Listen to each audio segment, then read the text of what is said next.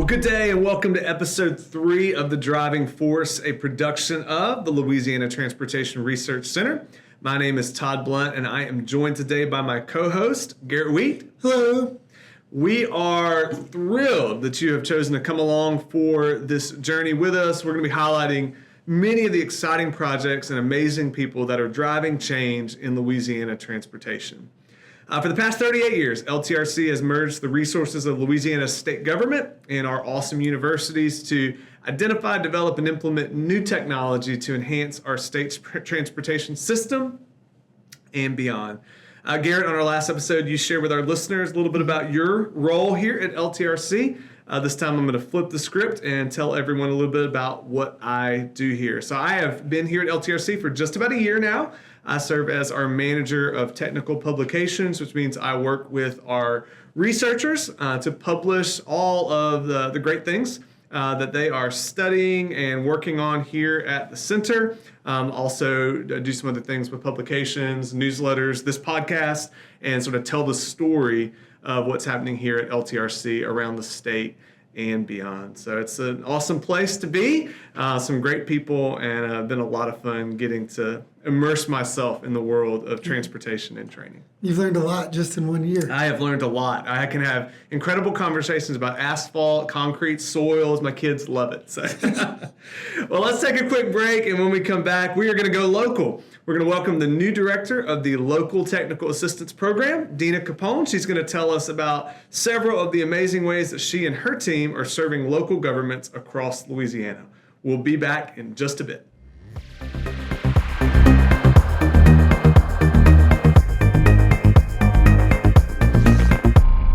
We're back. LTRC houses a number of different programs in its Technology Transfer and Training section. One of those is the Local Technical Assistance Program, or LTAP, which exists to provide training resources and support to local government officials across our great state. LTAP recently appointed a new director, and she is gracious enough to join us here today. Join me in welcoming Dynah Capone.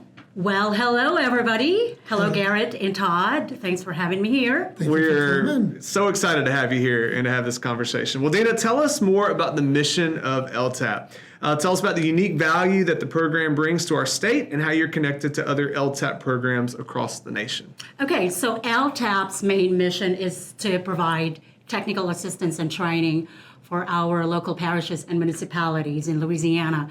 You know, we're talking about the men in boots, the public works directors, city and parish engineers, all those involved in maintaining our roadway infrastructure.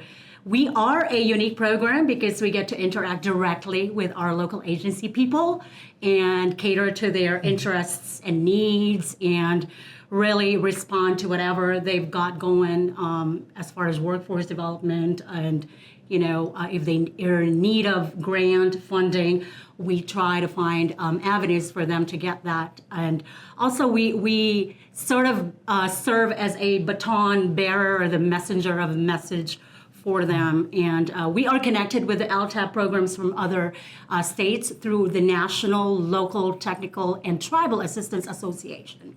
We try to meet every once a year in an in-person conference.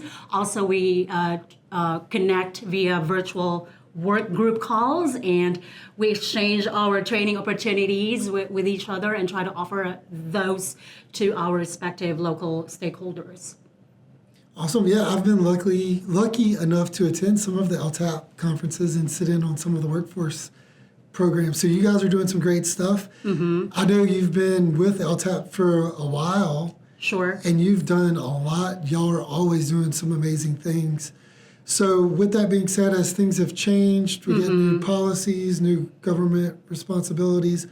What do you see as like your 2 to 3 top priorities as you come on as the new director? It's hard to pick, but what pops in my mind are collaboration, innovation, and communication. Those are my 3 priorities. So what we've got going right now, I'd like to expand and really explore new things when it comes to, you know, training new topics and perhaps offering a leadership development program for the locals. We'd like to do that in the next 3 years or so. There's an innovation initiative that the FHWA has led, which is called the Build a Better Mousetrap. So that's also one of our priorities, to be able to solicit more ideas from our local parishes and municipalities and submit, entries every year, because we've had some challenges when it comes to, getting those locals submit their ideas. And so we'd like to, if we need to do more in-person meetings with them, we'd like to do that. And lastly, collaboration. So we're partnered with so many associations like Louisiana Parish Engineers and Supervisors Association, the Police Jury, the Louisiana Municipal Association. So we'd like to strengthen those partnerships and, maybe spark some new partnerships with other groups as well. Can you dive a little deep? Explain the Build a Better Mousetrap, because DOTD does something similar as well. Yes, you're right. Can you explain for people who have never heard of that, what that is? So all the LTAP centers are supposed to solicit ideas from the locals, innovation that, that reduce cost or, improve the delivery process for a project. It could be a software, it could be a device, it could be something, an equipment that improve, the delivery of projects as it relates to the work that they do on a daily basis. So we submit that as an entry at the state level. It's kind of like an invention. It's an invention, but it's something that to capture what they've got going already. But they might not think that it's innovative, but it really is innovative. So we share that with the other states, and it's like a celebration of local innovations across the nation. And like best practices. Yes, best practices. And so we try to inspire each other, oh, hey, Ohio, a city in Ohio has come up with this. Maybe that could be done somewhere in Louisiana or any other state somewhere. Sure. Yeah. I love that, because there are so many people who are on the ground doing this work, and I'm sure they're discovering things that would be so beneficial outside of their immediate context. So the ability to have a forum and a platform to share those, that's really fantastic. Yeah, and we've had some agencies like Lafayette sending their innovations. Tangipahoa Parish, they got their culvert inventory program. Technology that they've modified their GIS web-based mapping system to include information on culverts and drainage, so that they can generate more comprehensive maps and information to aid them in their maintenance efforts. So those kind of things we'd like to for locals to really be more proactive in sharing with us, and so that we LTAPers can also spread the word outside Louisiana. Love it. Yeah. Awesome. Well, Dynah, you and your team stay very busy. You're on the road a lot, traveling We are, yes. across the state to engage with local officials. So tell us about some of the notable initiatives you've worked on recently, what's on the horizon for you, some of the different trainings and classes you're offering, what's in your rearview mirror, and what's on the horizon. Okay, so I want to say this. Every training that we offer is notable. I'll have to point out something very big, though, that the work that we do with the Louisiana Parish Engineers and Supervisors Association is something that has gone, really huge as an initiative. We are the secretary for the board committee, and also we serve as their training arm. So we put together a conference twice a year for them, and the topics that we cover every conference that we put together has really expanded to so many things, very diversified: pavement preservation, bridge inspection, emergency preparedness. So that's one thing we're proud of as LTAPers, and I know that the association is really appreciative of the efforts that we do for them. What's on the horizon? We have so many things coming up. So next month we have chainsaw safety classes. Always popular. Yes, always popular. We have a gentleman named Rip Tompkins, appropriately named. He literally cuts trees at the end of the class. This is coming up the first week of December. We also have a series of heavy equipment operator training that's taught by Dwight Hutchinson, who's a former DOTD engineer. We also have a series of classes on common sense approach to safety, which is taught by retired Brigadier General Roger Shields. He's actually teaching another class today in Natchitoches. That's a successful supervision for local road supervisors. So that's one.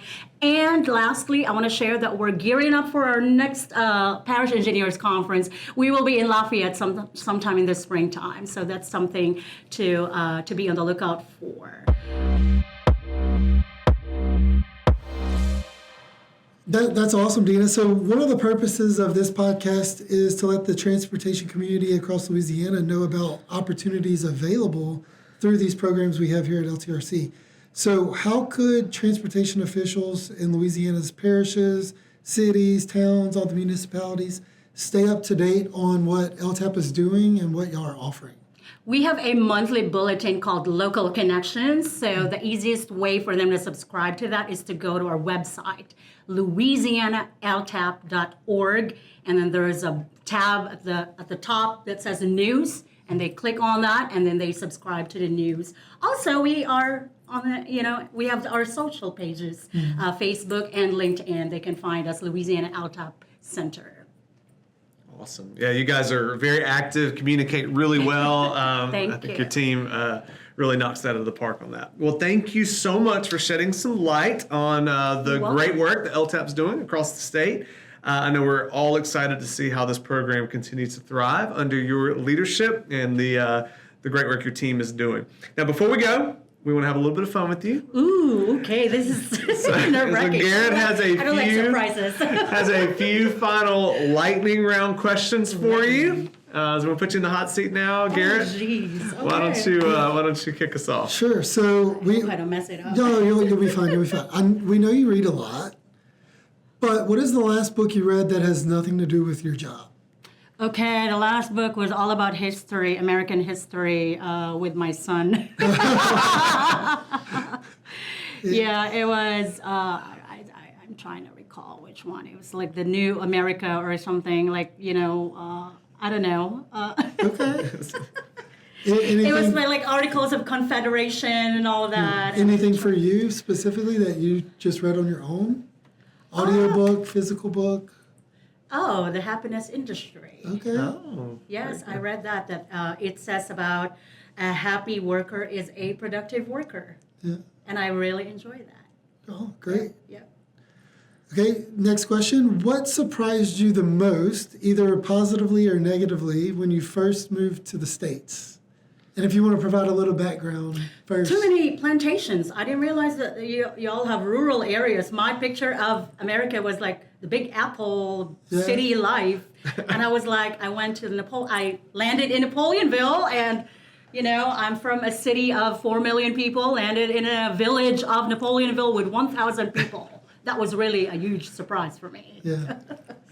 Just in case someone doesn't know, do you mind sharing where you're from? I'm from the Philippines, Cebu City, where Ferdinand Magellan was killed by a native. Fun fact. All right, last question.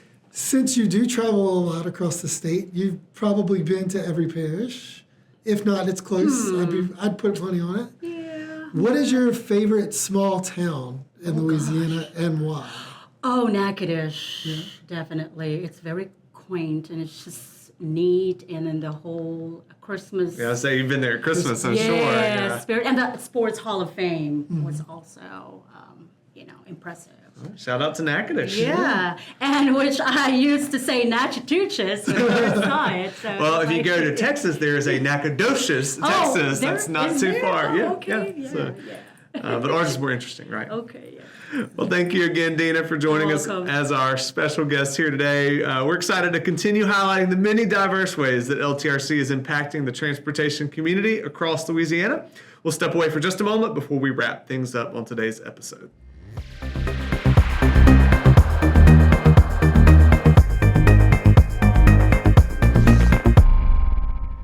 Well, that's all we have for you today on episode 3 of The Driving Force, a production of the Louisiana Transportation Research Center. You can learn more about the projects and people of LTRC by visiting us online at ltrc.lsu.edu or on social media through Facebook, X formerly known as Twitter, LinkedIn, and YouTube. Our publications team is always sharing really engaging info on each of these platforms. I encourage you to check them out and stay up to date on everything that's going on here.